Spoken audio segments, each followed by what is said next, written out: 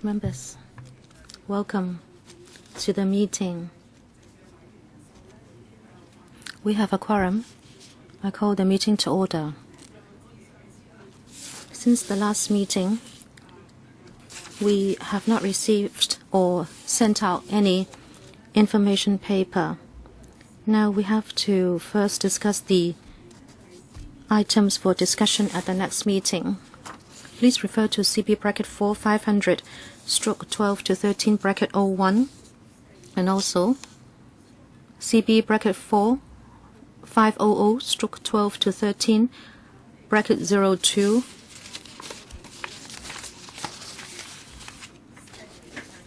list of follow-up actions. The next regular meeting will be held on the 23rd of April 2013 at Tuesday at 4:30 p.m. Members, would you agree that we take up the following two issues proposed by the administration? The first one, promotion of Hong Kong as a regional legal service and arbitration center. Secondly, meeting deputations on the implementation of the mediation ordinance and related matters. If members agree to having these two items, then perhaps we need to consider extending the duration of the next meeting, say, for example, till 7 p.m. Members, could I please have your views? Yes, Mr. Dennis Kwok. I'd like to refer to item 11 in the list of outstanding items. That is the Secretary for Justice's request to the CFA seeking clarification on the NPCSC's 1999 interpretation of the Basic Law. Last time I asked for a meeting on this one, and some members said that there was a judicial process. The judicial process has since concluded, but the S4J has not told members of the public whether he would seek reinterpretation of the Basic Law, and the CE told the media today that with regard to the giving of birth by mainland women, that would be dealt with in a legal way. We don't understand what is meant by in a legal way. We would ask the S4J to come immediately to tell LegCo and members of the public what is meant by resolving a legal issue through legal means. I'd like the SJ to let us know exactly what the administration's position is vis-a-vis interpretation of the Basic Law. Whether we should take up those two items you mentioned at the next meeting, I would be open to members' views. But I would say that even if we can't do this at the next meeting, we must have a special meeting on this one. I hope that at least we can find an hour. I think an hour would suffice to take up this very urgent matter. Thank you. Okay. I will now read out members who are waiting to express views. We have James To, Elizabeth Quat, and Ronnie Tong, and also Emily Lau. James To? I will be brief. I agree with Mr. Dennis Kwok. I think we need to attend to a few points. We really would like the administration to explain to us what they mean by doing it through local legislation. The policy jurisdiction, of course, belongs to the Security Bureau. So perhaps we should invite members of the security panel to come along because they are also very concerned. Secondly, we need sufficient time for discussing this. Now, if they come here to say they are still considering it, then of course there is no need to discuss anything. But even so, members, I'm sure, would want to ask a lot of questions. I think an hour will not be enough. I hope at least there will be 2 to 3 hours. I think many members are very concerned about this point. And third, do we need to discuss this urgently? Unless we have the actual concern that they will trigger the reinterpretation mechanism very soon. It doesn't look like it. So I think the important thing is that they should come and be able to answer questions. If they would come and say that they're just considering it, then perhaps they should still indicate the directions. And if society can help it resolve this issue without seeking a reinterpretation of the Basic Law, then perhaps they can share with us their thoughts. But I think we need a a good enough time for discussing this at the appropriate time? I don't think there is absolute urgency. Good, Mr. Ronnie Tong. Actually, there is this rumor in society, Chairman, that the administration will make a law to say that babies born to mainland couples in Hong Kong will not be given permanent residence, so people would be compelled to seek a judicial review, and then there would be the reinterpretation of the basic law by NPCSC. This is quite widespread now. There is only one object, and that is to insult the CFA and to damage the rule of law. As we can see from the news, private hospitals are seeking to sack staff because not many people are coming to Hong Kong to give birth. So this is no longer really a problem for Hong Kong. However, the administration is still saying that they would like to resolve it through legal means, and this is very worrying. I believe we should find some time urgently to ask them to give an account to the public. Is it that what we worry will come to pass, or is it just we are chasing shadows? I think that is necessary. Ms. Emily Lau. Thank you, Chairman. I agree that we need that meeting. I also agree that all members of the LegCo should be invited, apart from members of the security panel. Members would have noted that both professional bodies of the legal sector have issued statements. I think we should listen to the views of the public. You are from the education panel. You know, they are having so many meetings. I really want to commend the chairman and vice chairman. They have meetings from 9 in the morning to 1 or 2 in the afternoon, and not just for one day. I think we should learn from them. We should allow the public to come and speak their mind. If what Mr. Tong says is real, there must be voices from the public for the benefit of the CE, so he will not do anything to deal a blow to our legal system. Now, is there any urgency? Well, I don't know what they are poised to do. Or else, you know, if you don't have a meeting even after they have done something, then it would be unfortunate. So I would say there should be a meeting, and I think there should be the invitation of all members to come, and also apart from the 2 legal professional bodies, I think some other organizations might like to speak to us. Ms.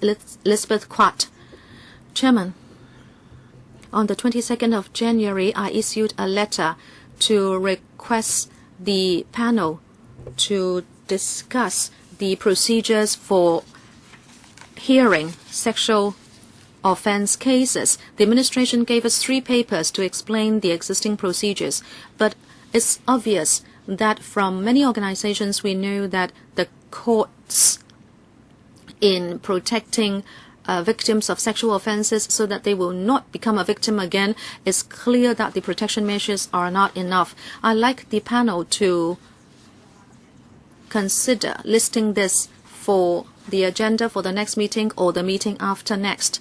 And also we should invite organizations helping the victims and members of the public to come and express the views so we can improve existing procedures, so we can protect the victims from becoming a victim again. Mr. Tam Yu Chung, Chairman, about mainland women whose spouse are not Hong Kong people, and they come to Hong Kong to give birth. That is a legal issue which has not been resolved, and we should discuss it. And I believe the security panel is equally concerned. If we are going to have a meeting on this, we should have it jointly together with the security panel. Of course, we can inform all other members, and those who are concerned with this can attend. But I don't think we need any special meeting. We can have this as an item in our regular meetings. Yesterday, I heard the SJ say that he was looking into something. If he asks him to come too early, he may not have anything new to tell you. So I think we might not need any urgent meeting as such. If it is for next month or even the next month, I think it's all right. Any other members who would like to speak? Yes. Ms. Emily Lau. Mr. Tam says there is no urgency. well, I don't think there is any urgency at all. But then if they are going to do something and they come here after they have done something, then we might, or it might be too late. So we like to look at the time factor. Well, yes, actually, we have thought about this. We know that after the judgment is released, I am also considering whether we should have a special meeting or discuss this in a regular meeting. The SJ has given some indication yesterday that he might be thinking of using domestic legislation. And what is meant by that, I think we are all interested. We can do it in either of these two ways. One, Mr. Tam and Mr. James To said that it is hoped that they would come here not just to talk about the interpretation of the basic law. Now, actually, there are 3 weeks to go before the next meeting. I think it is an appropriate time. We have looked up the time slots, but I would have to talk to the administration to see whether they can also prepare a detailed account, including what they have in mind as to the direction they would propose to take to resolve the problem. And not just about reinterpretation of the basic law, so we have a comprehensive account. I can talk to the administration to see whether they would be ready. In fact, I had some communication with them, and I said, now that you have the judgment, and I'm sure members will be very interested, and I said, hopefully they can come and let us know their views. And also the members of the public have also shown concern. They said that they would very much like to come. So let us juggle with the items for regular meetings. But first of all, I will have to talk to them. If we want a comprehensive discussion, then I would say at least we need 2 hours, so that we know whether they're going to go down the route of local legislation, or whether there would be a reinterpretation of the basic law, or is it that there is now reprieve and there is no urgent need to take any action. I think all that can be discussed. Now, whether we should have a joint meeting with the security panel, Mr. James To was here, but he is not here. I think I would discuss with him. I think that's a feasible proposal. Okay, would you like to leave it with me so I can seek a special time with the administration for this item? Mr. Dennis Kwok, please speak up. I think the latest should be the next regular meeting. I raised this in December. This is already in the list of outstanding items. We should not wait so late. No, somebody said that we should wait for the judgment. Now that the judgment is here, why delay anymore? We should immediately ask the SJ and other officials to come here to explain things to the public and also their position. Mr. Dennis Kwok. Actually, I understand. That is why once the judgment was out yesterday, I had already communicated with the administration. If it is your judgment that they would not immediately raise the reinterpretation issue, then at the next meeting we'll give them all the time we need to get through the discussion. So give me some time to find a suitable agenda for the next meeting. Especially we'd like to talk to the 2 professional bodies so we can have a more concrete discussion. So if members concur, I will talk to the administration and on mediation. Now, we did promise some bodies that we would have a meeting concerning the mediation mechanism. So I'm saying to Ms. Emily Lau, we hope that more affected people can come and express their views. So for the agenda for the next meeting, I think that's the way we will settle this. Next, the agenda for today. Now, Ms. Quat hopes that we can follow up on sex crime issue. Now CB 484 13. Now, on that document, do members wish to further discuss this issue? Now, let's look at the outstanding items, and I will make an arrangement. Now, as I said earlier, there are many groups that are concerned about this, on the possible developments, so we can invite the service groups and the public to come and give their views. Now, Ms. Alice Mack, we will draw the line there. Now, I agree with Ms. Quat. Now, we've been talking about this a lot. We know many groups are concerned, so I hope we can have a meeting and invite them. So we will put your request on the agenda, on the list of outstanding items, and we will talk to the administration. Now, for the regular meeting next month, we will leave it vacant for the right of vote issue, and we hope that the SOJ can come and explain to members his coming approach. And we try to extend the meeting to 7 o'clock so that the items of concern can be discussed. Now, for today's agenda, role of the Hong Kong legal profession in the development of Qianhai area in Shenzhen. The legislative document is CB 4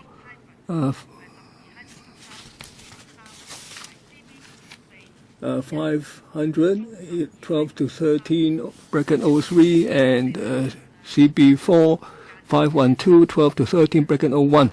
Now we will now invite the Secretary for Justice to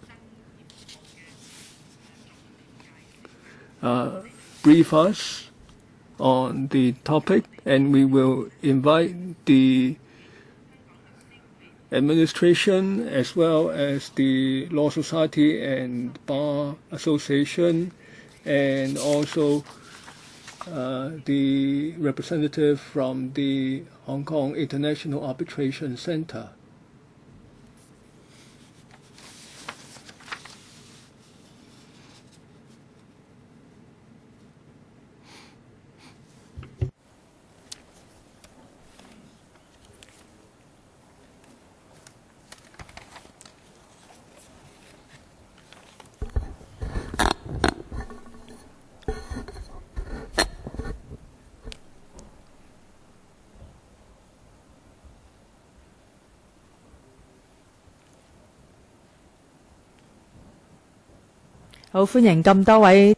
Welcome to you all, Law Society and Bar Association. First, we invite the Secretary for Justice to brief us on the promotion work with regard to Qianhai. Thank you. I'm thankful for this opportunity for us to brief you on the DOJ's work in promoting the development of Qianhai with regard to the legal services, and I will not elaborate further than what is said in given that we have what we already read provided in the document. Now, the administration has communicated with the relevant mainland authorities on how we can promote the legal services and dispute resolution services in Qianhai and how we can cooperate from Hong Kong. Now, last August, I visited Qianhai, and with regard to the legal and arbitration services, I exchanged views with the Shenzhen authorities, and in last November when I visited Beijing, I also talked to the central government departments on the DOJ's suggestions. The suggestions have been laid out in the document, and I'd like to tell you about the progress. First, allowing mainland enterprises to adopt Hong Kong laws as applicable law in contracts. Now, the DOJ has talked to the mainland authorities. We hope that the enterprises doing business in the mainland, when they in Shanghai, when they draw up contracts, they can choose Hong Kong law as the applicable law for their contracts, except in inapplicable situations, for instance, where mainland property transactions are involved, because this suggestions involves quite complicated legal and legal issues, so we still need to conduct further discussion on this. And also on allowing Hong Kong arbitration bodies to set up offices in Shanghai. We understand that the sector, the arbitration services sector, is concerned about this, and in particular about the scope of business and the mode of operation. And we will continue to work towards greater scope for businesses or practices in Shanghai, to be able to use Hong Kong as the venue of arbitration. That is, they can come to Hong Kong for arbitration, or for Hong Kong branches of arbitration and units or services can directly provide arbitration service in Shanghai, and also for the arbitral awards to be regarded as Hong Kong awards. Now, the other recommendation, the establishment of a comprehensive verification mechanism of Hong Kong laws. We know that the professions are supportive. We will further consult the professions and to reflect our views to the mainland. Now, on the third proposal, that is a pilot arrangement for the legal practices on both sides to establish partnerships. Now, the DOJ has helped the professions to implement this, to make this a reality, and we understand the mainland authorities are drafting the stipulations for implementing this, and we are maintaining close contact with the stakeholders so that the proposal can be implemented at an early date. Now, as we submitted in our policy agenda earlier, in 2013 we will proactively work with the professions and the mainland authorities so that we can cooperate towards the Hong Kong professionals professions being able to provide service in Shanghai. We will maintain close contact with the legal and arbitration services groups in Hong Kong, and we will work with the mainland authorities towards that goal so that our professionals can further extend the provision of services on the mainland so that it would be a win-win situation for all. So the Bar Association representative, please. Thank you. I represent the Hong Kong Bar Association. I'm thankful that we have the opportunity today to express our views. First, we think that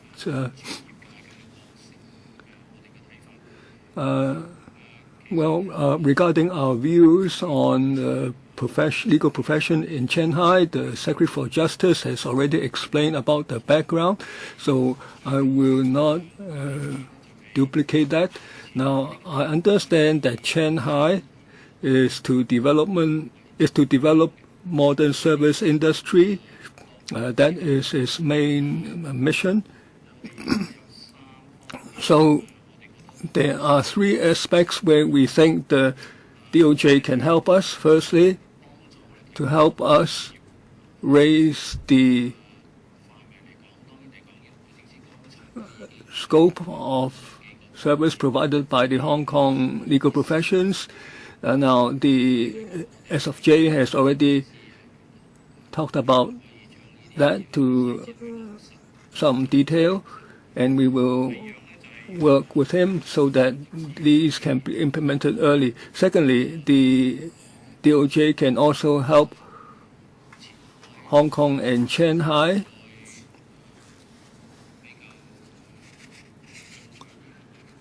or even more ambitiously for the mainland to enhance the legal services standard in these places. Now, that depends on the participation of the legal professions. Now, Hong Kong is well aligned with the international standards, and we have a lot of experience, and I hope the DOJ can consider that. And thirdly, in line with the principles as for the previous 2 points, now along the two earlier perspectives, we can enhance the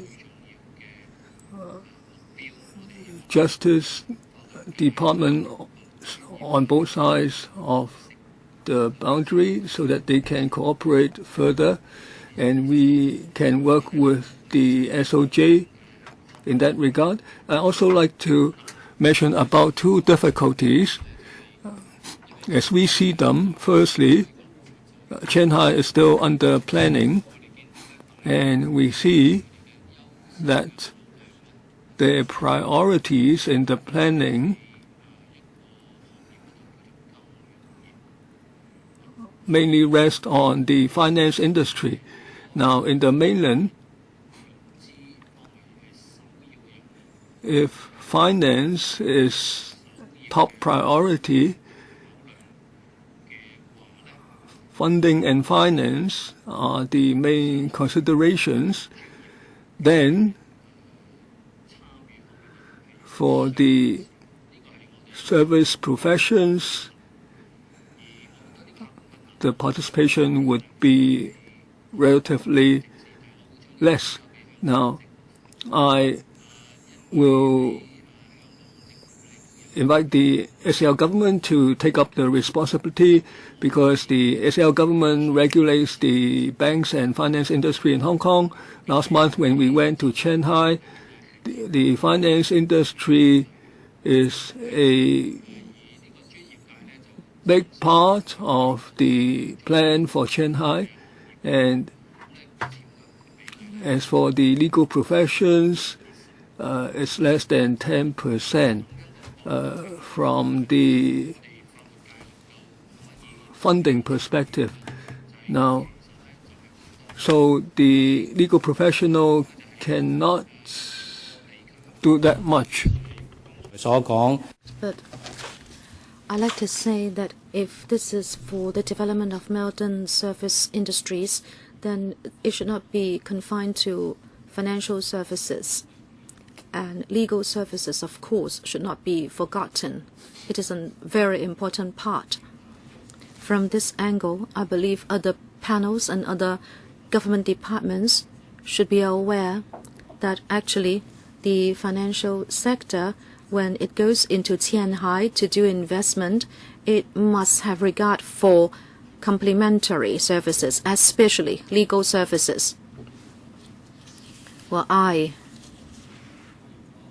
don't think that when the financial sector goes into Qianhai without the support of Hong Kong legal services, I don't think they can happily serve Qianhai. This is the first difficulty. Second difficulty, this is about the near term. I hope this is just a worry. At a press conference,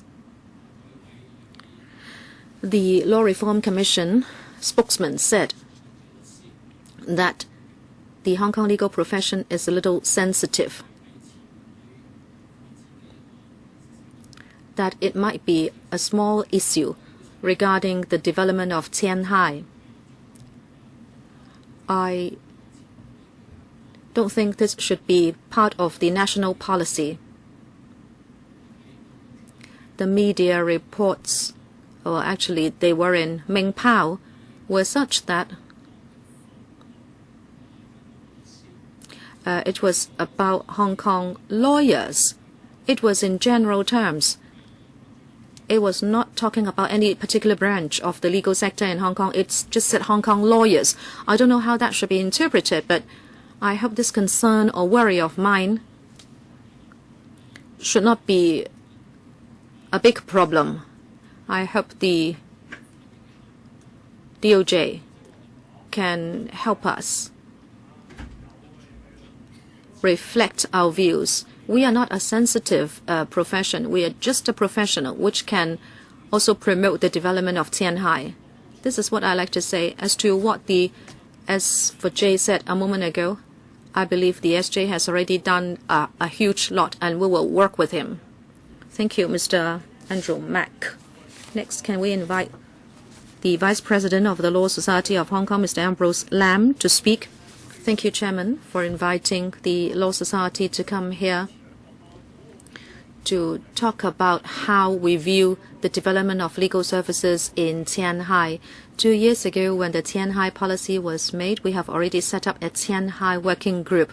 In these 2 years, we visited Australia, the UK, and also Dubai. We went to Australia and UK because the operation of their law firms has evolved a lot. In Hong Kong and in the mainland, we are quite traditional and conservative. We still go for unlimited liability, etc. They already allow the owning of 100% shares by lawyers. In Australia, in 2007, 2 law firms had already been listed. We also went to Dubai because it has a civil law system, but it allows the common law to be practiced in the financial center. And perhaps we can have a pilot project in Qianhai. That is why we studied the situation in Dubai. We released a report, and in November last year, we gave the report to LegCo. If you need more copies, we are quite ready to give you more copies. We have proposed 6 items of cooperation in Qianhai. Number 1, that the 2 law firms in the 2 places can be in association with one another. In our report, we have talked about long-term objectives. Number 1, that we should be able to have association in the form of partnership. And also, we should allow for a certain extent of mixed trades. In other words, yes? Just continue. They are just waiting to speak. They have raised their hands in order to register their intention to speak later. Please just continue. We would like to have mixed practices, but this should be limited. We're only talking about accountants and tax experts, and also non-lawyers should be able to hold up to 25% of the shares of a law firm, and also the supervision of such law firms. We propose that the legal professional bodies of the 2 places, and also, as you know, we have administrative regulation on the mainland, so we hope that their Ministry of Justice can also help with the supervisory system. Number 3, because of the basic law, we are allowed to practice common law in Hong Kong, and the basic law is derived from Article 31 of the Constitution of the country. And so the basic law and the common law is also part of the legal system of the country. Now, if there are no foreign factors, then perhaps common law or Hong Kong laws should be able to apply as long as both parties in a lawsuit agree. Now, as to how the judges can avail themselves to the law verification of Hong Kong laws, we believe there should be a mechanism, and Hong Kong experts can be part of that mechanism, so they can always get hold of legal experts if they need law verification to be done. And also, the country has always lost in foreign lawsuits, but then the country is also encouraging enterprises to go global. We hope there will be a lawyer training center. We can gather information, and then we can train lawyers on both sides so they become international. And also we can train lawyers of the two places to understand each other's system. This last one is already being done. Our association and the Shenzhen counterpart and another academy is already, or we are already discussing how we can set up that training mechanism. In the past 2 years, together with the Ministry of Justice and also the Department of Justice of Guangdong Province and also the legal body and also the Department of Justice in Shenzhen and also the Shenzhen legal body, we have been discussing all these issues. I thank the SJ and the DOJ for doing so much for us in the background. I hope we can see some results in the near term. Thank you, Chairman. Thank you, Mr. Ambrose Lam. Next, we'd like to invite the representatives of the Hong Kong International Arbitration Center, Mr. Fred Kan, to speak. Thank you, Chairman, for your invitation. Qianhai is a pilot for innovative legal infrastructure. To be able to take part in the promotion of arbitration services in Qianhai is an extremely good opportunity as well as a challenge for Hong Kong's status as an international arbitration center. Therefore, at our last council meeting, we have decided to set up a working group. Our chairman, Mr. Ho, a lawyer, will head the meeting. The meeting has already convened once, and the report will be submitted to the council for their perusal. So the ICC still doesn't have a formal stance yet. Save what I said just now, that this is a good opportunity as well as a challenge. In any case, if Hong Kong as an international arbitration center will have an office in Qianhai where there is a point of operation, then I would say that the premise would be for us to be able to do something in Qianhai which we cannot do in present-day Hong Kong. I think the chairman knows the laws of the mainland well. There are no express provisions, but the law of the mainland is like this. If two mainland bodies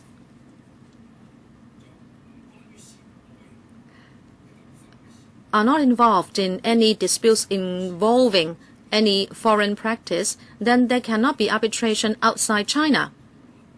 If you do so, then it is possible, and I use the word possible, that the arbitration results will not be executed.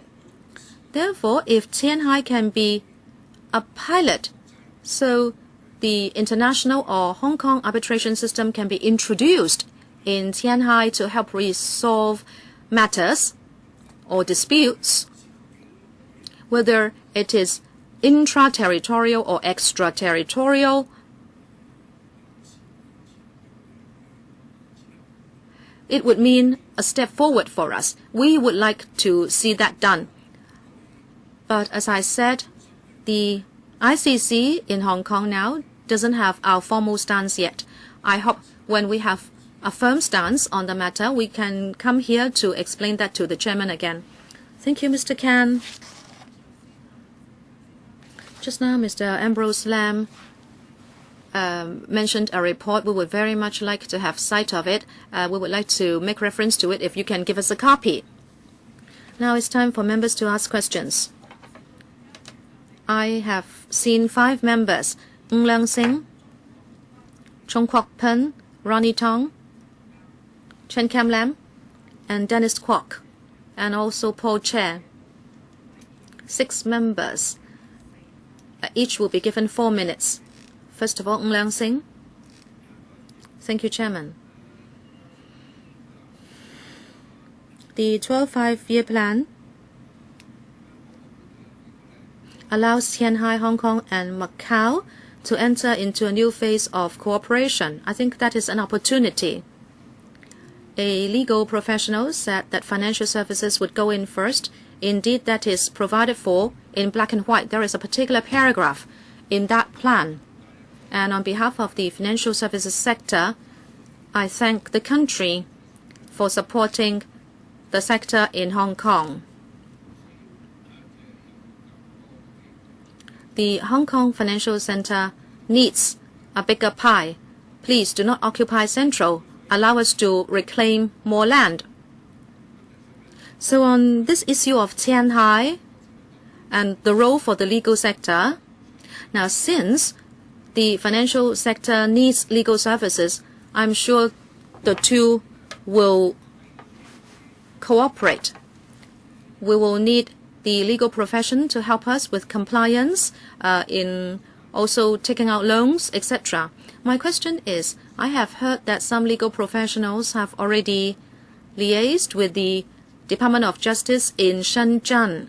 It is said that there could be law firms set up in association, and they can be set up within 3 years involving the mainland, Hong Kong, and Macau. If that's the case, I'd like to ask the administration whether you have come up with the complementary measures for management and also for difficulties in forming the association of firms, because there may be difficulties. Do you have any coordination measures, and which body or organization will oversee such cooperation, and what role will the Hong Kong administration play in all this? Secretary. Thank you, Chairman, and thank you for that question, Mr. Ng. I have not heard that within 3 years there will be law firms set up in the form of any association between the mainland, Hong Kong, and Macau. What we know now is that there will be a new framework for association. I understand that the mainland is now drafting the relevant regulation. The formal regulation has not been sent to us. So first of all, the time frame of 3 years, we haven't heard it. Secondly, as far as we know, they are drafting the regulation. So we need to see the draft first, and then we will follow up on what Mr. Ng said concerning support and supervision. Now, if there are going to be associations, now as the 2 legal professional bodies and Mr. Ng mentioned, now from the Hong Kong perspective, how do we supervise a Hong Kong law firm or Hong Kong barristers associating with the mainland and Macau?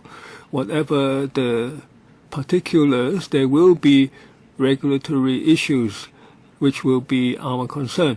Now on support, now apart from regulation, the government has to play a role in the development of the policies so that the legal sector in Hong Kong can participate smoothly. Next, Mr. Chong Kwok Pan. Now, in the discussion document under heading 3, allowing Hong Kong law to be the law applicable in contracts. Now,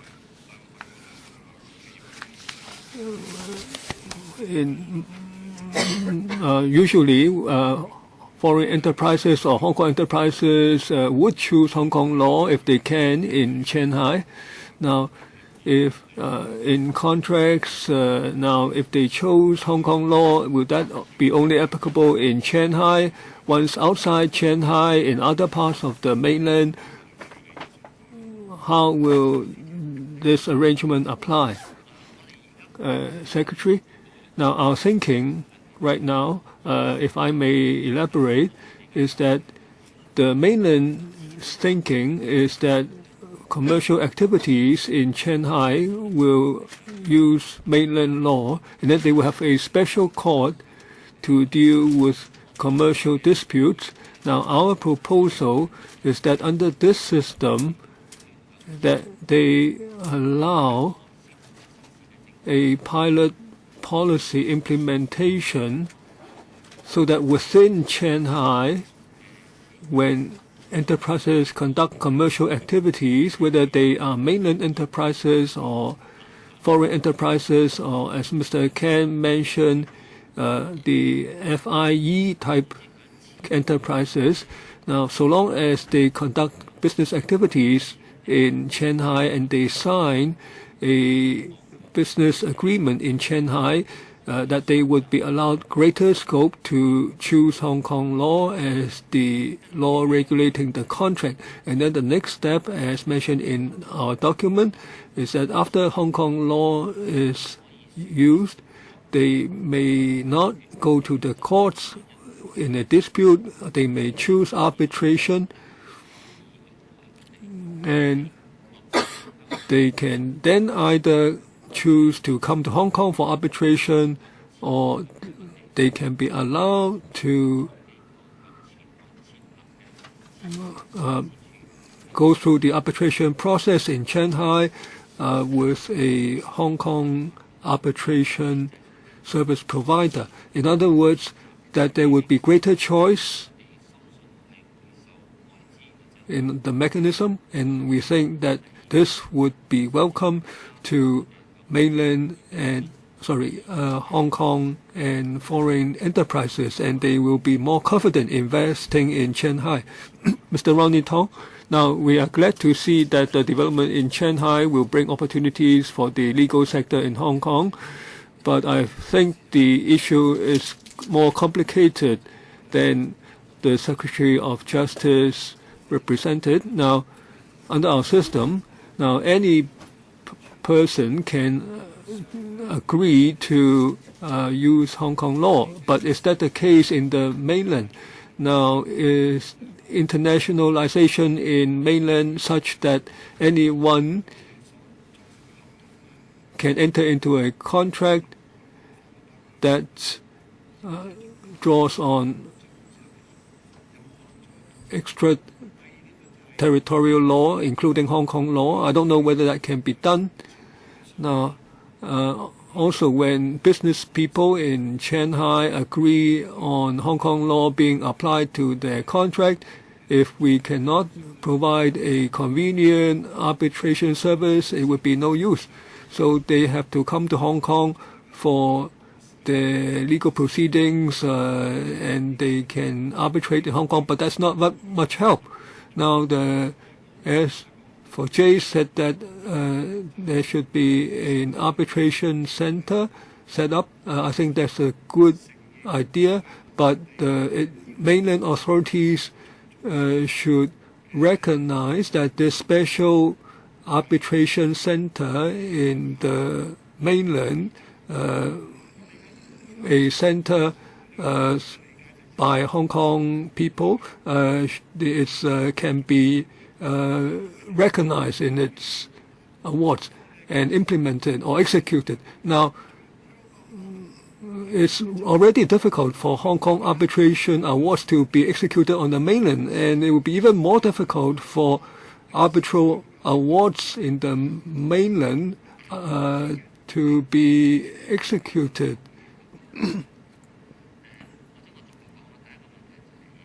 Now, let me address these issues one by one.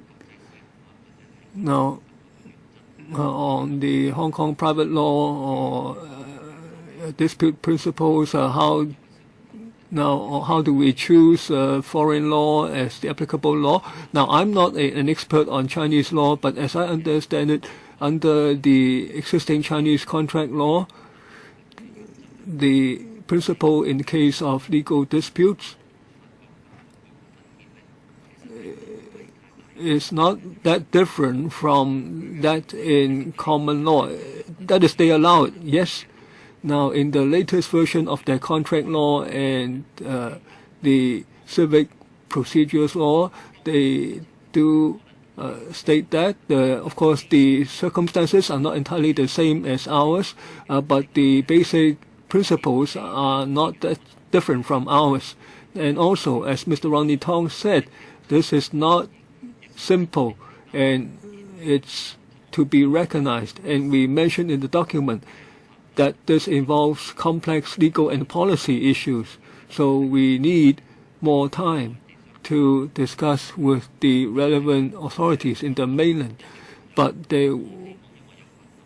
despite these difficulties, we have to go ahead. And also, I can tell you that in Shenzhen and Beijing, concerning these issues, when we explore these issues, I can say that we are not stopped right away when we mention these issues. Do we have a timetable? I can't tell you how many months, but I can tell you that I'm actively following up, and the response that I see right now the responses are not negative, but there are certain hurdles that I have to handle. And even this morning, I was discussing this with a group in Hong Kong. Now, we have to get agreement not only from the mainland, but also from bodies in Hong Kong. So since August last year, I have kept talking with mainland and Hong Kong bodies. Certainly won't be easy, but if we don't attempt it, we will never have it. Next, Chen Kam Lam.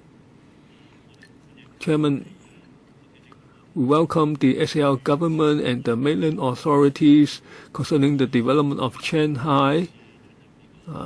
We'll seek opportunity for Hong Kong legal professionals to engage in practice in Qianhai. Now, I'd like to ask, now in the future, if there are legal disputes, maybe it's not contracts within Qianhai, it may involve countries other than Hong Kong. So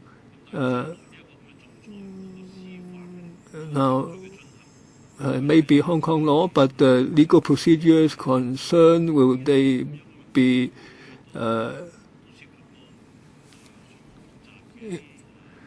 conducted in the mainland or Hong Kong? And now it might involve complex issues regarding the judges and legal professionals, and also on the legal talents or personnel. Now,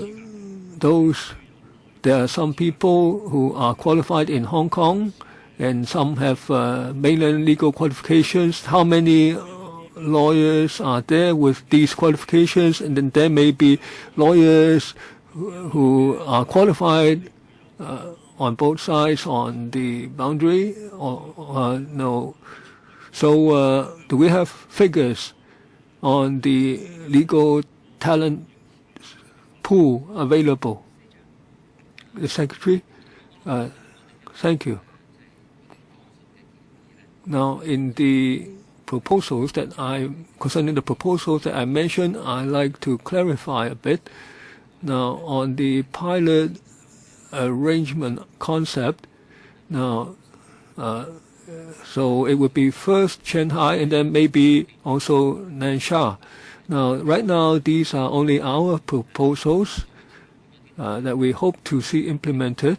Now, looking further ahead, if these proposals to a large extent can be done in Qianhai and maybe also Nansha, then we hope that the same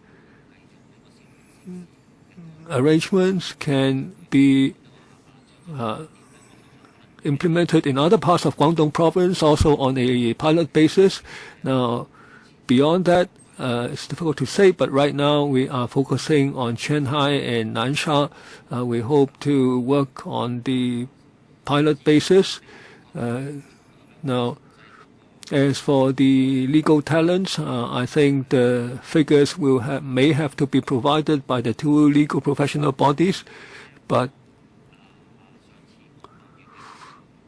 I like to say that in August last year, when I met with officials in Shenzhen, we did talk about this matter. At the time, we hope that in the future there would be more activities so that Hong Kong legal professionals can become more familiar with mainland law, and likewise, their lawyers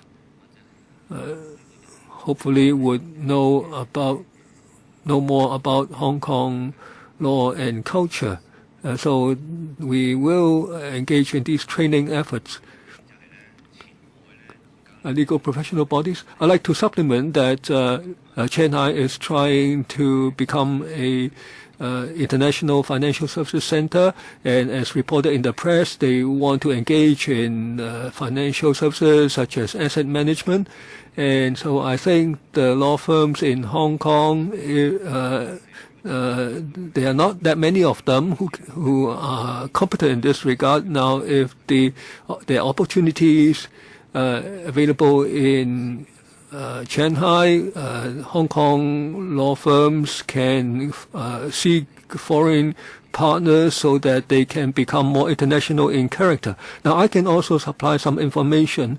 Now, the law schools in Hong Kong in the past decade or more has enabled Hong Kong professionals to obtain Chinese legal degrees. So there are quite a number of Hong Kong lawyers who are well familiar with mainland law, and likewise from the mainland in recent years they have sent many practicing lawyers to come to Hong Kong and obtain qualification and training. Now, so there are quite a number of them. Now, we don't need every legal professional to be qualified on both sides of the boundary. Of course, that this double qualification would, of course, give them a better opportunity for business. Now, I think in an average year, there are quite a number of Hong Kong lawyers getting qualified on the mainland. They may not be practicing, but they would be up to 100 per year trained in these courses. I hope the DFJ can supply these figures in the future. They would be very significant. Now, yes, we can also contact the law schools to provide data. Next, Mr. Dennis Kwok. Chairman, first of all, I'd like to thank the deputations for coming to LegCo. I have read the report on Qianhai by the Law Society. I believe all the 6 proposals are important. I believe the third one is particularly important, and that is applicability of the law in that cooperation. It is said in the report that the NPC in Shenzhen should fully use the powers delegated by the National People's Congress in order to expand the applicability of Hong Kong laws in Qianhai. This is important. This is not directly mentioned in the DOJ paper. There is a different nature in this question to what Mr. Ronnie Tong asked, to encourage mainlanders and other people and people from other places to choose Hong Kong law as the applicable law. in Qianhai, this is not the same because the Law Society's proposal is even more forward-looking and is even more effective. I don't know whether the SJ has talked to the Shenzhen NPC delegates, and that is to expand the applicability of Hong Kong laws in Qianhai. Can you report to the panel? SJ? Thank you, Chairman. We understand this very well. I shouldn't divulge all the details here because in the different planning papers of Qianhai, the expression of this idea has never been very consistent. But Mr. Kwok has asked the question, and we are aware of this. And we are talking to commissions and ministries both in Beijing and Shenzhen. In our paper, we say we encourage it. And in fact, we mean that we have done something in this respect. It's just that we have not included the details. The relevant papers and relevant provisions and as to how much room for maneuver there is, the DOJ has already researched into it. Thank you. Mr. Kwok, you said that the views have not been consistent. Can I seek some clarification? Are you talking about some opposition? Is it from Beijing or from Shenzhen officials? Well, in simple terms, the legal sector in all places is quite the same because they serve different interests, so they have different views. The mainland is a big place. They have many different views and different interests are involved. I think that is just normal. If we want to promote our idea, we also need to handle the issues arising from our proposal. Mr. Paul Chair. Thank you, Chairman. Just this past weekend, we had the good fortune of visiting Qianhai and Nansha. It is said that by 2020, Qianhai should be very much completed. And in Nansha, of course, the main infrastructure has been built for over 10 years, but because of civil aviation rights, the development has not been fast. The SJ has said that in terms of arbitration, we are already doing part of it. For example, arbitration between the mainland and Hong Kong, whether we choose Hong Kong or the mainland as the arbitration center, and also the application of laws. I think that is already reciprocal. And the arbitration findings are already implemented in both sides of the boundary. However, if Qianhai is to become another financial center, then I am afraid that the arbitration would not just be for disputes, but a whole range of legal issues, and legal matters can be very complicated. Chairman, you said there could be a special tribunal. Would it be that in Qianhai there will be a Hong Kong-style tribunal applying Hong Kong laws, and also the independence and quality of the judiciary, which foreigners might have more trust in?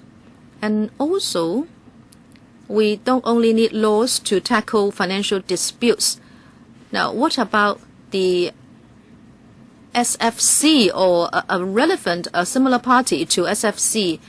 And what about money laundering and the execution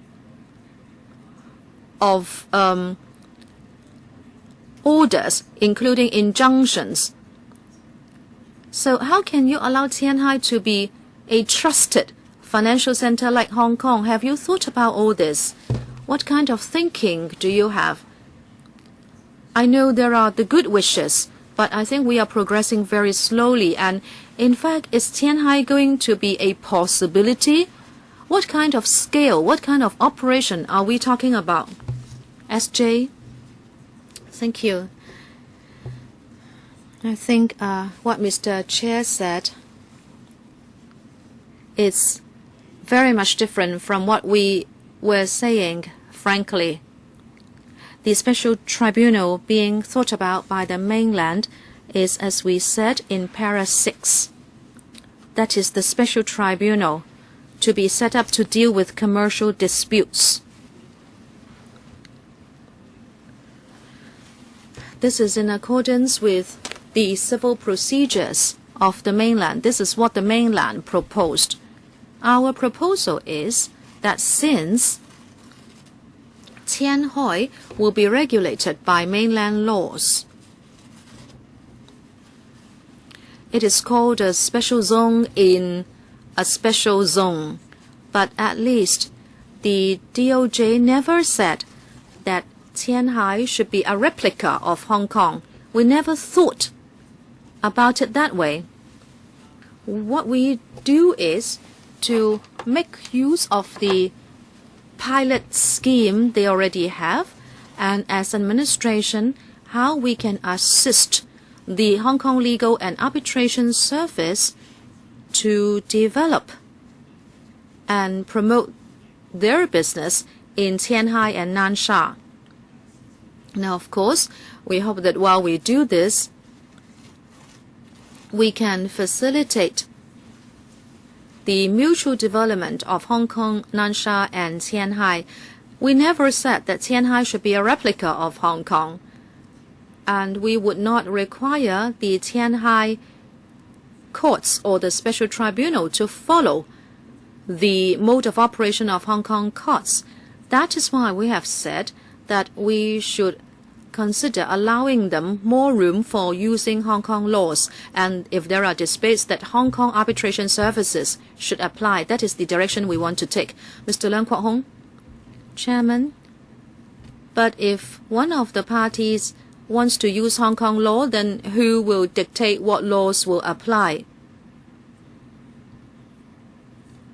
You say that you would like to set up a special tribunal to deal with commercial disputes. If there can be no arbitration, then cases will be referred to the tribunal. And we said that we should reassure businessmen so they can choose to use Hong Kong laws. It's just like we may have universal suffrage in 2017, but what if one party to the case says no? Who will then dictate what laws will be used? And this special tribunal will be set up using mainland laws, right? So in the end, the mainland will call the shots, is that right? SJ? Thank you for that question, Mr. Leung. There is no firm answer because we are talking about commercial disputes, commercial contracts. Whether it is in Hong Kong, the mainland, or in other places, commercial contracts would always involve the applicability of laws. To be honest with you, now who will make the decision? It will be up to the one who has the upper hand in such a commercial dispute. We have seen many disputes or transactions involving foreign countries and the mainland. We have seen the application of Australian, UK laws and also international conventions. So, Mr. Leung, regarding your assumption, I think there is no hard and fast rule. Okay, I've got it. In Qianhai, we have this special zone within a special zone, and we would do business in Qianhai. You say it depends on who has the upper hand in that dispute. I would say it must be the mainland. Maybe you don't agree. So I'm not reassured. To cut it short, if cases are heard in Hong Kong, then everybody will be reassured. But that is not possible. Now, that's the irony of the whole thing. If everything arising in Qianhai can be brought to Hong Kong for trial, then we have more business for the courts. But if you do it in Qianhai, you provide the convenience, but I would say that you have to be careful with what laws will apply. So what laws will apply?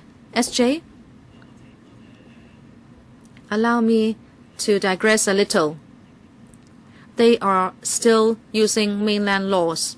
That is why we propose that Hong Kong laws can also be chosen as the applicable law. To respond to Mr. Leung Kwok Hong, now does it mean that on the mainland, always mainland parties will have an upper hand in negotiations or disputes? But it is not always the case. It depends what kind of business you are talking about. In my private practice, I have dealt with different businesses, and it really depends on the market at a particular time. Say, for example, if the mainland would like to buy mining products, very often we have seen Australian and UK laws being applied. This is because if mining products are required by mainland businesses, the suppliers are limited on the mainland. Well, it's all right if time is up. 7 members have asked questions. I would also like to say something because I am an arbitrator, a foreign arbitrator within an arbitration body of the mainland. Now, we have asked Qianhai this question. Very often in our practical experience which tells us that a foreign businessman would always appoint a foreign arbitrator, even if the arbitration is done on the mainland. And if there are joint venture contracts, people would actually take the case to Stockholm for arbitration. So as long as arbitration is concerned, foreign businessmen very often would choose to do it in a foreign place. Even if they choose the Beijing Arbitration Center, they would choose us. They have a list of arbitrators. U.S. businessmen will choose a U.S. arbitrator because the countries, different countries would appoint suitable professional people in their eyes to be arbitrators. This is just for your reference. So actually, Hong Kong businessmen will choose Hong Kong arbitrators, and we would give our opinion on the basis of Hong Kong laws. And we also have the voting right. So it depends on the legal representatives for the different contracts under WTO, under intellectual property laws, and also in business in general.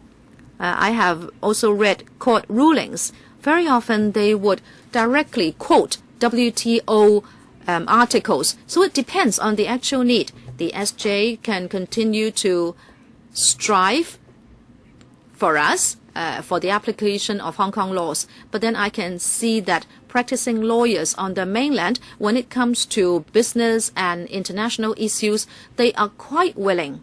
They are quite happy to make use of your regulations because they like to protect their own businesses. But in terms of policy, there might have to be more liaison. My understanding is that I have asked Qianhai, and they said that lawyers with just the qualification to practice in Hong Kong, they are considering that these lawyers be allowed to deal with certain businesses in Qianhai. I hope the SJ can really fight for us in this regard, instead of only lawyers having a qualification to practice in both places. So this is just a supplement from me to share my experience with you. Mr. Dennis Kwok, it's very good that we have the 2 legal professional bodies here. Now, do you have anything to supplement after hearing from the members and from the Secretary? Well, I'm optimistic, but there's a lot to be done. I hope the DOJ can continue to cooperate with the 2 legal professional bodies to work towards the interests of Hong Kong legal professionals in Qianhai and other parts of the mainland, so that we can expand our business. Now, we have been cooperating with the Law Society and Bar Association regarding Qianhai, and I think we share similar views, and I'm optimistic as the Bar Association is. Mr. Ken, anything to supplement on arbitration? A lot to be done, but I'm very optimistic too. So I think we need the Secretary to continue to put in more effort and so that everybody can profit. We thank the bodies and the administration for taking part today. And if you have further study reports, please present those findings to us. Now, the next item of agenda. Now, this is actually at the request of members. Now, Mr. Fan Kwok Wai hopes that this panel can discuss whether there would be a chance to review the decisions of the Ombudsman via an independent mechanism. Now, this is the last item for discussion today. Now, this is in view of the fact that in July, in the last term, Ms. Tanya Chen wishes that we could discuss this, but at that time it was already the end of the term. So we said that we try to discuss this within the current term, and so there are two members requesting. So we have allotted this time segment. Now, please look at CB4 513 12 to 13 bracket 01 and also at the other paper. And now we invite the Miss Kitty Choi of the administration. She is the Director of Administration. Now we have come with a document that's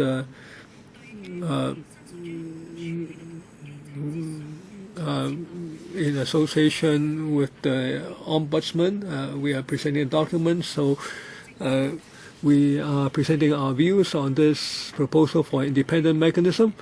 Now, the Office of the Ombudsman is an independent statutory body. It's charged with monitoring the administration and other public bodies and to propose remedial measures so as to ensure good public administration. Now, the purpose of setting up the Ombudsman's office is visible, can be seen from many policy documents. This is to provide an independent and high-level review mechanism. And the policy intent is that this would be the last channel in the event of some fault in public administration. Now, if the complainant is not content with the final decision of the Ombudsman, he can seek recourse from the law and ask for a judicial review. Now, the document is mainly about the review mechanism in paragraphs 2 to 6 details, and I'd just like to highlight a few points. Now, when the complainant asks for a review, now he is not restricted in the number of times he can do so. Now, when the Ombudsman's office looks at such a request for review, they would look for new evidence or new perspectives. The purpose is so that the Ombudsman's office can review it in a substantive manner, and usually the department being complained against will be asked to provide further information. Now, all the matters would be scrutinized, and the report would be finally made to the Ombudsman, who will make the final decision. And I know that this LegCo panel is very concerned about the review procedures. Normally, the case would come under the case officer, the original case officer, because he's more familiar with the case, he looks for new evidence and new grounds, and some members of the public ask why would this be done by the case officer.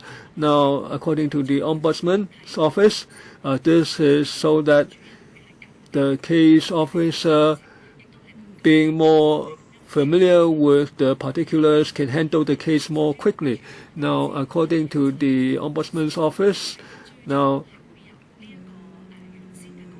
initially this would be handled by the original case officer, but in 1/3 of the cases, the Ombudsman would apply another case officer to conduct a review. Now, according to the 2012 annual report of the Ombudsman, now they have received 61 cases for requests for review. They have turned down 22 for lack of grounds, and of the 39 cases reviewed, the Ombudsman changed the decisions with in 4 cases. So it can be seen that the Ombudsman does seriously consider each case, each request for review. When there is reasonable new evidence, then he would might arrive at a new decision. And of the 39 cases, he reached a new decision on 4 of them, and in 3 of those cases, there was a comprehensive renewed investigation. Now, when we prepared this document, we also examined whether we need to set up a further independent or overriding mechanism on top of the Ombudsman's review mechanism. We think that there is no need. Now, the law gives the Ombudsman certain authorities, and he is appointed by the chief executive, and he is charged with making decisions in an independent and fair manner. Now, are there a lot of requests for review? Now, you can see from the annex that we do not see a trend of increase in the number of requests for review. Now, to many members of the public, the Ombudsman's office is very fair and objective in his investigations. Now, as I said, if anyone is not content with the Ombudsman's investigations, he can seek a review. And since 1989, the Ombudsman's office has only experienced 11 judicial review cases. And finally, as far as overseas experience is concerned, we do not see systems abroad, with the exception of systems which depend only on judicial processes. We do not see any independent mechanism apart from the Ombudsman. So, having regard to policy analysis and overseas experience and the Ombudsman's office's own procedures, I think we stand by our opinion. Now, there is one member who wishes to speak, Mr. Chen Kam Lam, and also Mr. Tam Yu Chung, and also now Ms. Emily Lau. 5 minutes each, including the time for the answer. Mr. Chen Kam Lam. Now, Chairman, the Ombudsman's office, now in the past, has been an independent body handling public complaints about government departments. Now, looking at the figures available, now the number of cases of complaints have been decreasing year by year. Now, this doesn't necessarily mean that people are satisfied with the outcome and therefore do not complain, but we do see that there are quite a large number of reviews Now 67, 39, 46. Now starting from 2009 to 10, all the way to the current year. Now, looking at the review procedures, now when a new decision is made, now how long does it take? Now I am concerned that some people they are not satisfied with the final outcome, but even though they want to make another attempt to ask the Ombudsman to conduct a fresh review, yet even with grounds, they may be deterred by the time it takes. So these aggrieved members of the public may be dissatisfied, and that may affect the credibility of the Ombudsman. Now, do you have figures on the length of time it takes for an average case? The Deputy Ombudsman, please. On the handling of complaints, the Ombudsman's office has made a performance pledge. Now, ordinarily, we hope that an investigation would be completed within 3 months and a reply made to the complainant. And for more complex cases, not more than 6 months. Now, when the complainant receives our findings, they can come back and ask for a review at any time. Of course, they have to provide new grounds or evidence. We hope that they do this quickly. We will immediately begin a review thereafter. We will do it as quickly as we can. Now, some complainants, after receiving our replies, they may make their request only after a period of time. Usually, we do not set a time limit, but if the time is too long, then there may be difficulty gathering evidence. Now, usually people do come back with a request for review if they do shortly after receiving our decisions. Now, the Ombudsman's office may be able to handle the cases in 3 or 6 months, and I hope that this continued to be the case. And I see that the review mechanism is quite sound, and so there may be some people asking for a further independent mechanism to review the work of the Ombudsman. I think that's not necessary at all. Mr. Tam Yu-chung, the Ombudsman's office has been in operation for a long time.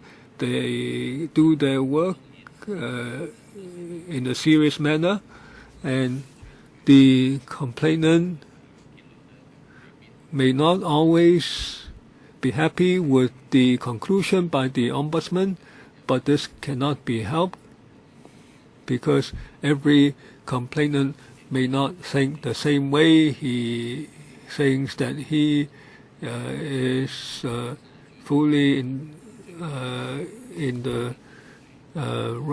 the right side, but that may not be always the case. But the Ombudsman just has to do his job fairly. Now, if we are going to have an independent body that's on top of the Ombudsman, then we will never have a final solution. There may be a further level and then a further level. So I don't think there has to be a new mechanism over and above the Ombudsman. So I share the same view as Mr. Chen. Next, Ms. Emily Lau. Thank you, Chairman. Now, it says here how the review requests are handled. Now, it's the Ombudsman's staff conducting an investigation on their colleagues. Now, but there may be exceptions. Now, the staff may have left his job, or there may be other cases where he it's not suitable for that staff member to handle it? But from the angle of justice, how can you say you refer it to the same person saying that people don't supply fresh evidence? How is this convincing? Can you compare this with the handling of complaints within the civil service? Is it that the same officer would always look at the complaints? Thank you. Can I ask the Deputy Ombudsman to take the question first before I supplement? Mr. So. Thank you, Chairman. Let me explain the procedure. Our basic conviction is that our work should always be fair, just, and objective. This is our basic conviction. It is also our highest principle. When we handle requests for review, we have to consider how we can achieve fairness and justice, and at the same time efficiency, and also providing quick service to the complainant. I can give you an example. When a complainant receives the reply, he would come back to talk to the case officer. He would ask whether certain information has been overlooked and whether the case officer has misunderstood certain information. We think that if the complainant finds this acceptable, this will facilitate our work, making our work more efficient, because the case officer would know the case best and he knows how the case has been handled. When the complainant comes back with a new paper or with new evidence, the case officer knows best whether that paper has been received and considered. As we said in the paper, in general, complainants are happy with the arrangement.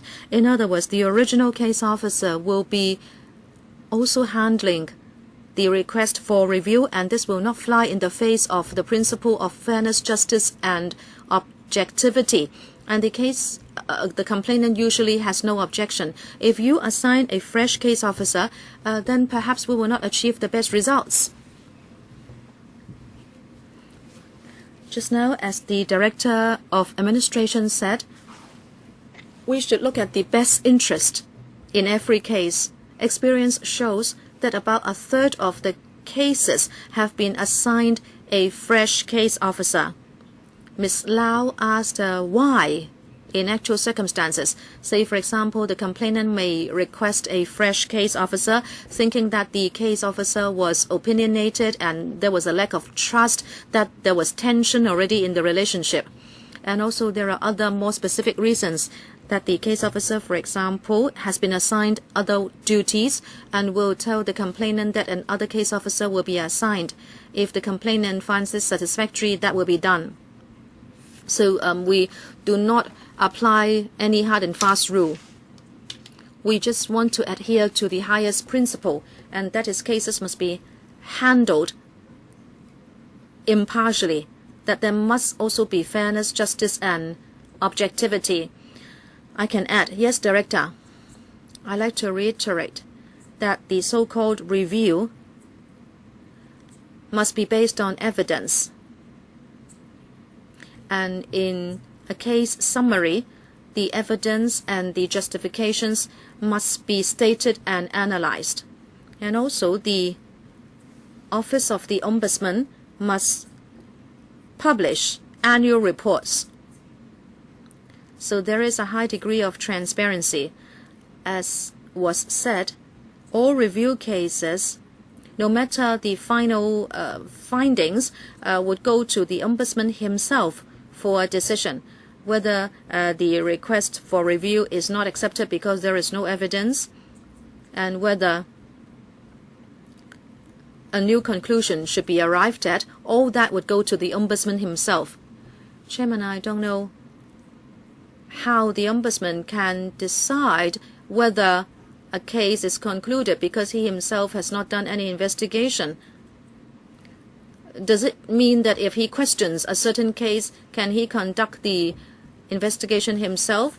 And also, just now, the Deputy Ombudsman said that the complainant might ask for the same case officer. Now, that's, of course, is okay, because if he would just like to furnish new information. But then we are talking about a review. A review means I'm not happy with you. I don't think you have done a good job. So you should look at the case again. So does it mean that when a complainant does not want the original case officer, then certainly you will assign another case officer? Or else, if there is a complaint, you assign the same case officer, and then after the review, the case officer said there is nothing wrong. Now then, the complainant will not be happy. If the complainant finds that okay, then I have no qualms about it.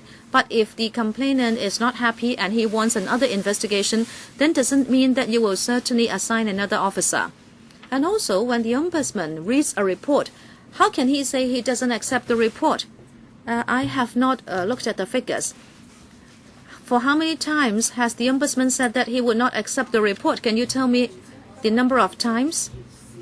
There are fewer members lining up, so I will flexibly handle the time limit. Can you also answer that question, Deputy Ombudsman? First question. Whether or not whenever a complainant asks for another case officer, will certainly said yes. Not necessarily. We'll have to look at the justification. If the complainant says he has got the result and he is not happy with this point, or that he has new evidence, and also that certain evidence has not been considered, then we will target these viewpoints to do a review. When such viewpoints are reviewed, we would think that very often the original case officer should be able to first analyze the new viewpoints. I think that procedure is necessary and it helps with case analysis. But the case officer himself would not be making a decision as to whether the previous decision was correct or incorrect.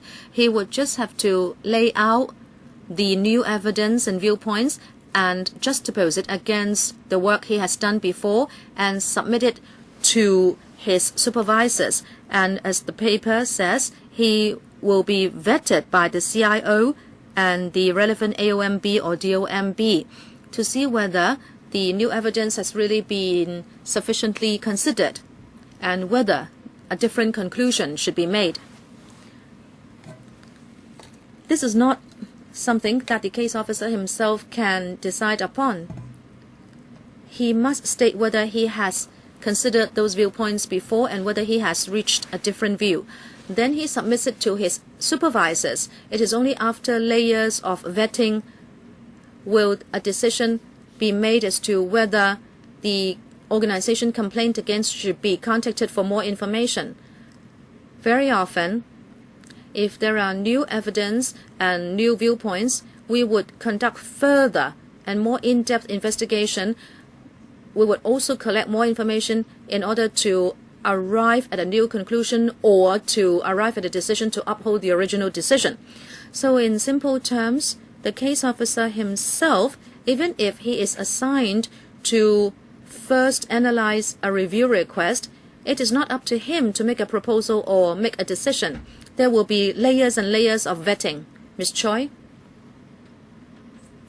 As to the figures, actually in the annex and also in the annual report submitted by the Ombudsman, there are these figures.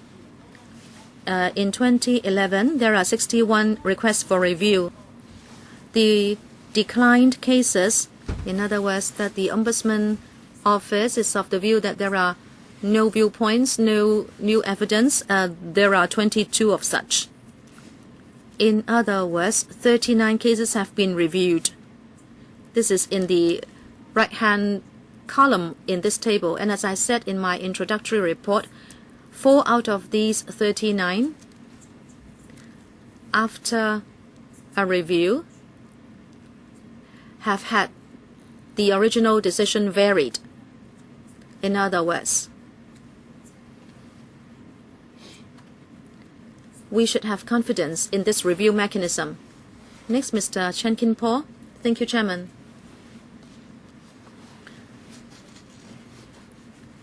I think society confirms the independence of the Ombudsman.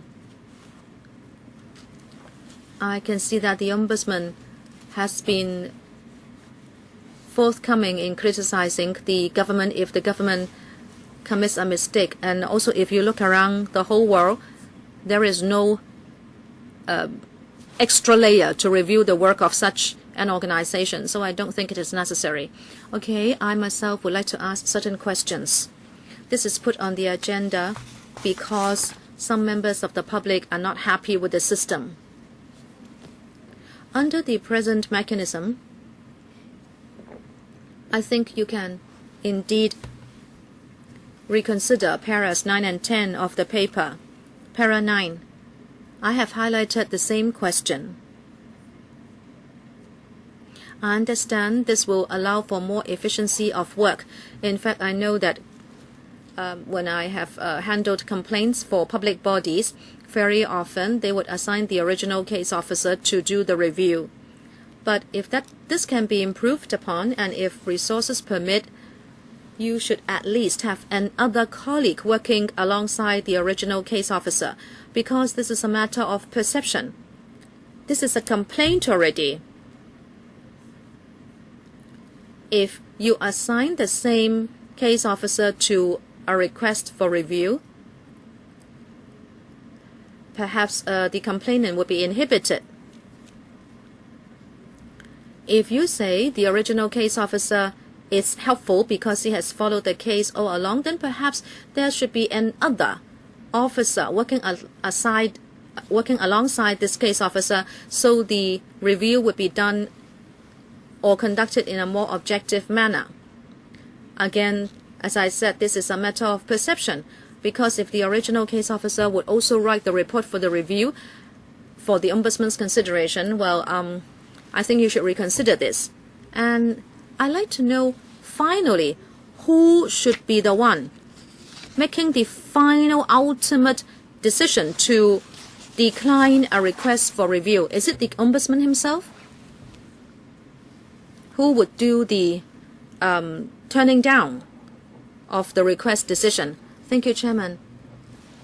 We have heard your first proposal and we accept it. We understand that whether it be the perception of the complainant or the public, if there is a different case officer to handle a review or a request for review, that would be more ideal. But then we must balance this against the interest in work efficiency, and if the complainant himself does not mind, then we should assign it to the original case officer. But we place a lot of emphasis on fairness, justice, and objectivity. If we think that that would be compromised, we'll certainly replace the case officer. And as I said, in actual operation, 1/3 of the cases have been assigned to another case officer. Secondly, Chairman, different officers would look at the same case. There would be reviews, and then in the end, the analysis and the proposal would go to the Ombudsman himself. If we should decide not to proceed with the review, if we should decline the request for review, it would be decided by the Ombudsman. But what if the complaint is directed against the Ombudsman? Has that happened? Chairman, if it is a complaint against the Ombudsman, then it should not go to the Ombudsman, but it will go to the administration or the CE himself.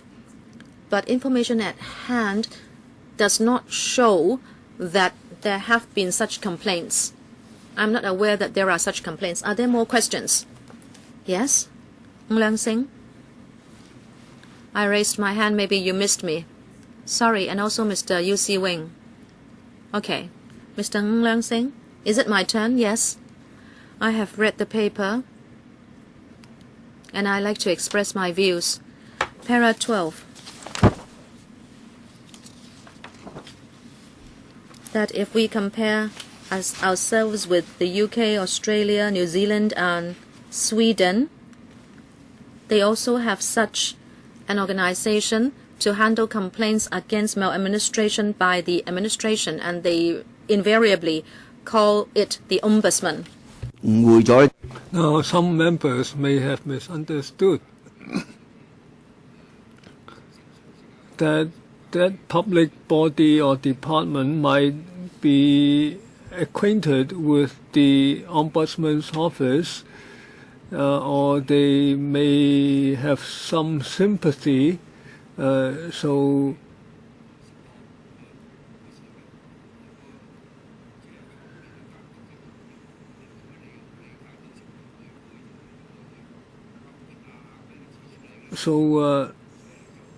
the if the complaint is accepted, usually it would be regarded as fair. So paragraph 13 says that the fairness is generally accepted because the department concerned, the Ombudsman's office, is charged with being independent. And so the judgments are on record and everyone can see whether it's fair. So we should not waste time and public money on duplicating the work of the Ombudsman, so that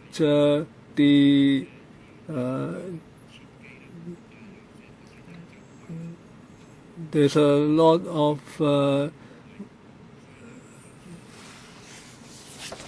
duplication and the superfluous structure, and I think to some extent we have to discuss this today, and it's not the best possible use of time, but I certainly do not support such duplicative structure.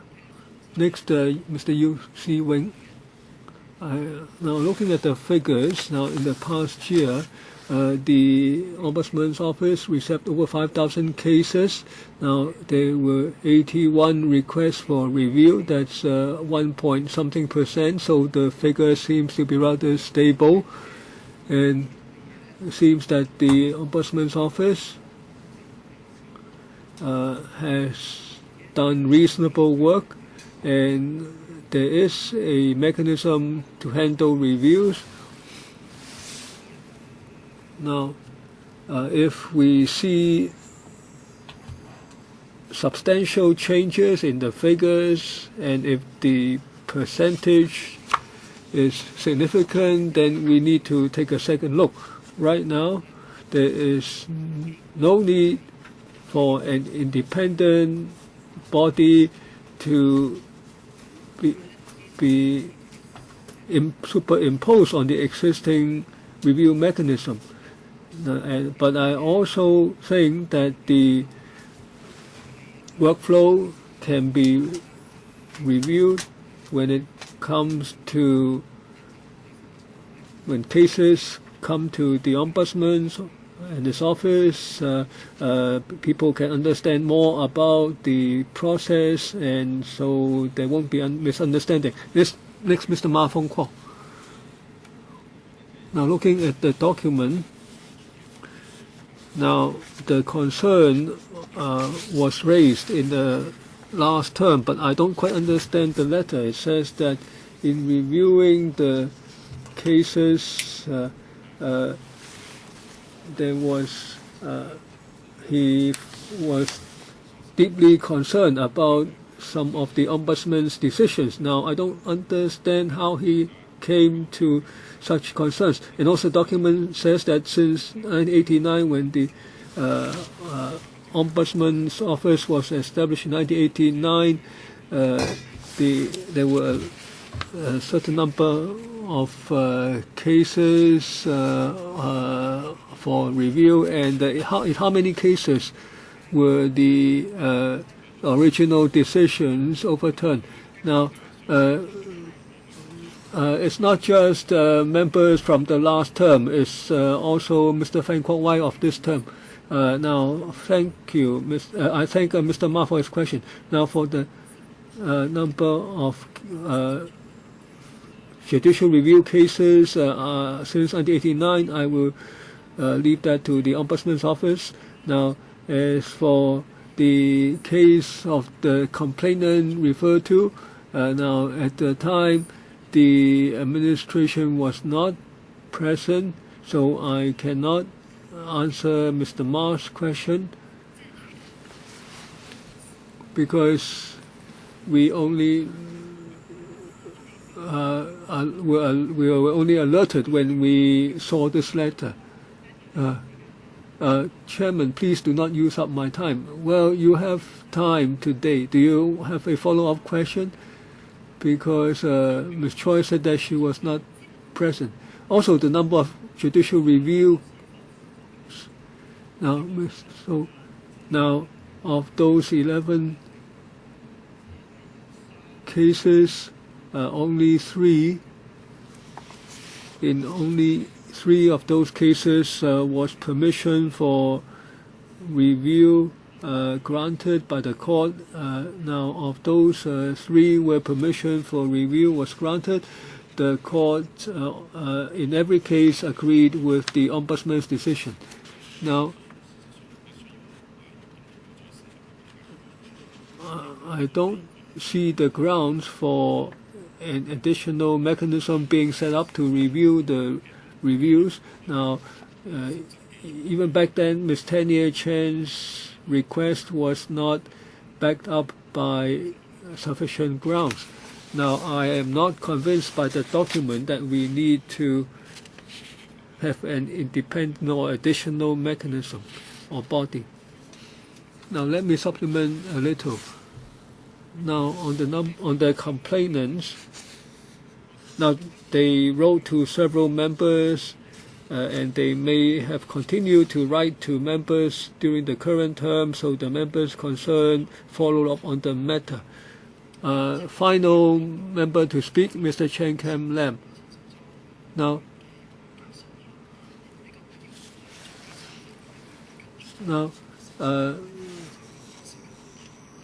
well,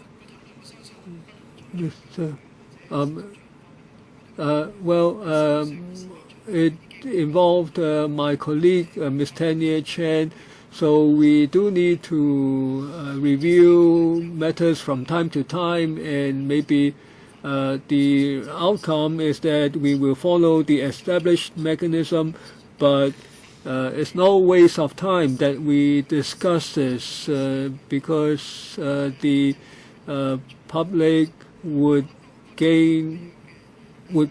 find the mechanism more credible, so it's not a waste of time.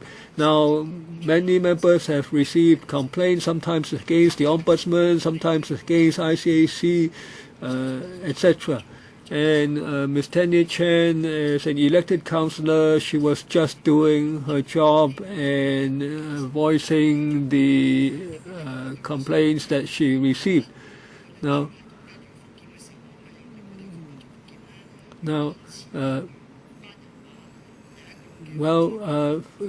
can there be a new case officer?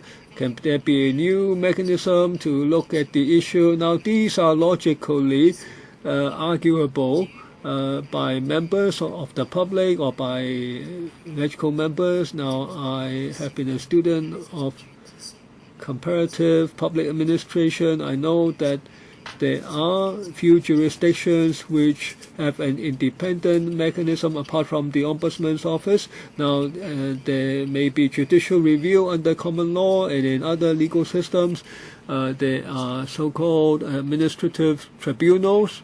But in the case of Hong Kong, it's relatively difficult, and we see that from the figures as well.